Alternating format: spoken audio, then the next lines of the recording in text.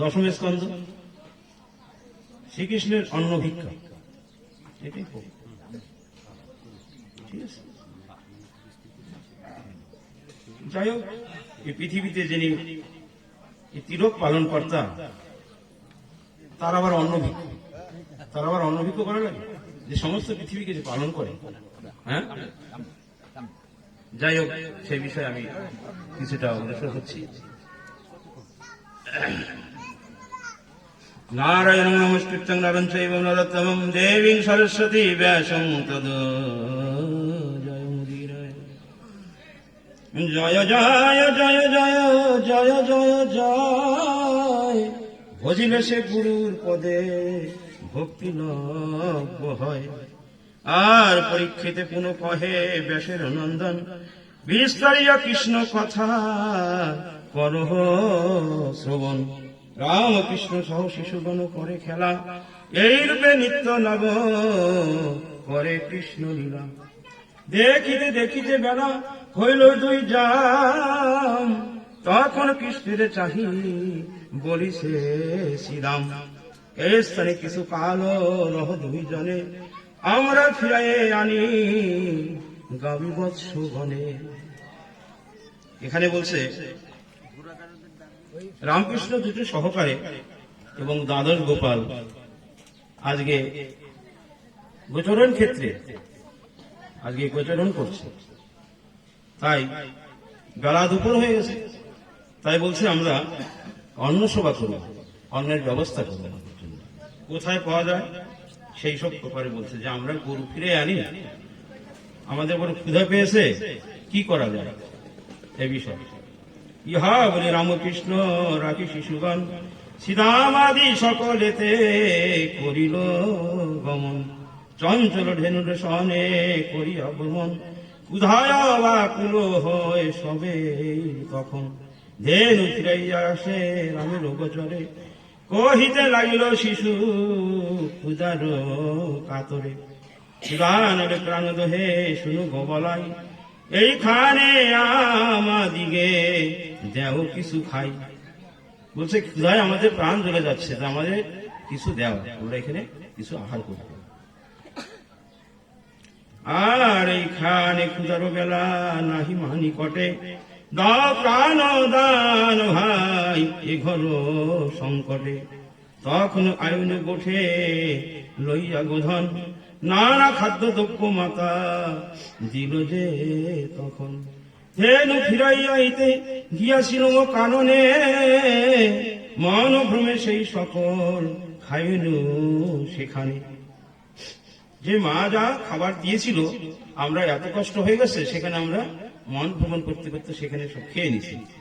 এমন সময়ে কাছে নাহি জননী, মুখ চেয়ে দেখে দেয় রাম গুণমণি। এই হেতু আমাদের সঙ্গে মোরা যায়, পরানো হারালে পুনর্বার পরাণ পাই। এ সময় তুমি যদি দাদা না খাওয়াবে, তবে বল কি দেখি ভাই কেবা খেতে দেবে। যে তুমি যদি এই সময় আমাদের খাবার ব্যবস্থা না করো, তাহলে আমরা কোথা থেকে খাওয়ার ব্যবস্থা পাবো? অতএব তোমার কাছে নিবেদন জানাই, তুমি একটা ব্যবস্থা করো। দাদা যদি বনে সকলে মাতা হও, আর দেখিয়া মরণ মুখে সবে খেতে দাও। এই কথা রাম যবে বলিল শিশুগণ, আর রাম না বলিতে কৃষ্ণ বলেন বচন। এই কথা কাকে বলছে? বলরামকে, যে খাওয়ার ব্যবস্থা করতে।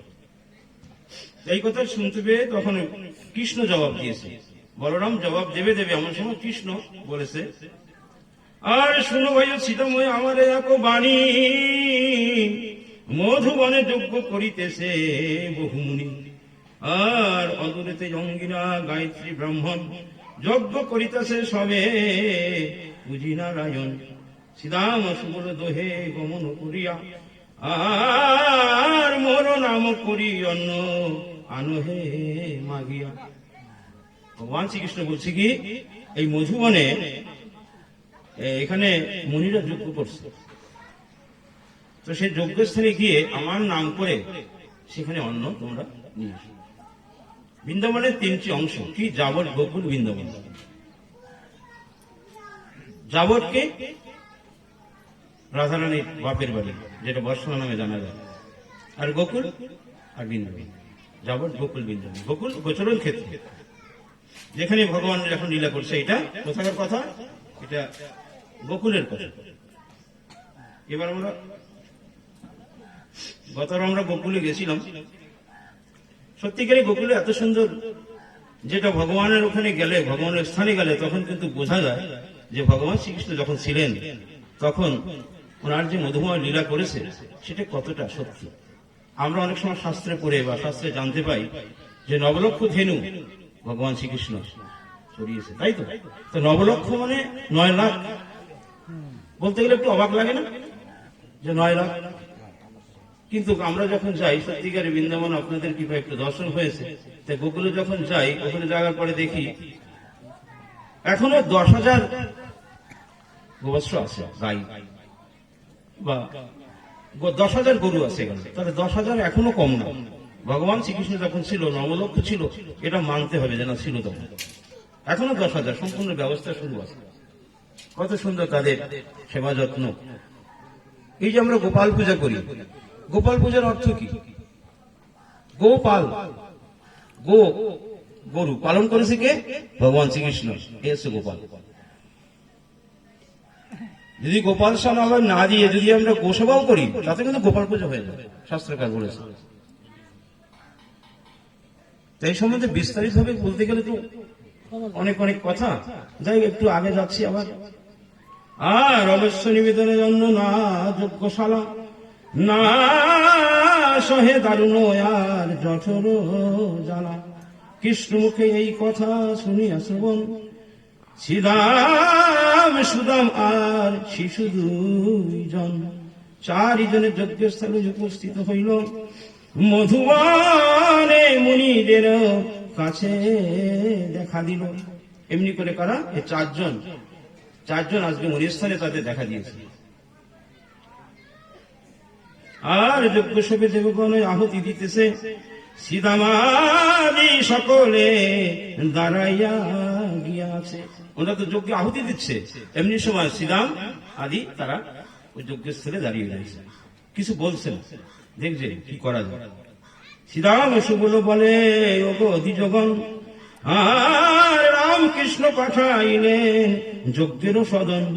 শ্রীরামের দেখিয়া বলিল মুনিগণ, কে তোমরা এলে হেতা কিসেরও কারণ? বলছে তোমরা কিসের জন্য এসেছো? হ্যাঁ, ওরা চুপচাপ দাঁড়িয়ে আছে, দেখছে যে কি করা যায়, বলতে ভয় পাচ্ছে। বলতে তুমি কিসের জন্য এসেছো বলো। আর শুনি শ্রীরাম বলে, জোর পরিকর নিবেদন করি শুনো, ওহে মুনিবর, আমরা বজরে থাকি গোপের কুমার, যেহেতু আইনু হেতা শুনো সমাচার। বলছে আমরা কে? এই গোপের কুমার আমরা। হ্যাঁ, আমরা কি জন্য এসছি সেইটা আমি শুনো। আর অদূরে রামকৃষ্ণ চরণ গোধন, ক্ষুধায় কাতর হয়ে সে 2 জন। তোমাদের কাছে অন্ন চাইলেন তারা, অন্ন ভিক্ষা করিবারে আসিয়াছি মোরা।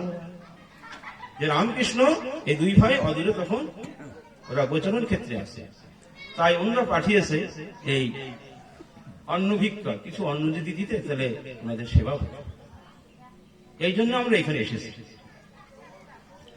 আর বিলম্ব না করো, আরো শুনো গো ঠাকুর, অন্ন দিয়া সকলের ক্ষুধা করো দূর।